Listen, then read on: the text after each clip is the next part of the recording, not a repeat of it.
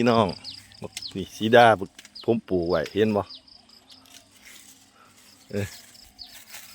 มันสิมาเฮ็ดอีหยังอีกนี่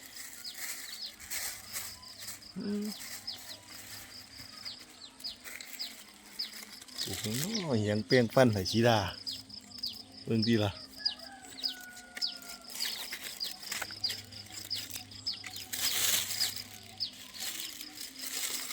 เราจะพึ่งหอยลูกเท่านี้โปรราคาเนี่ย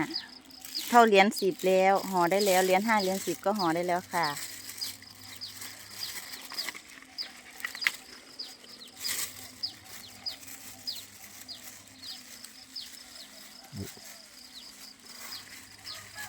ห่อเป็นรุ่นๆไป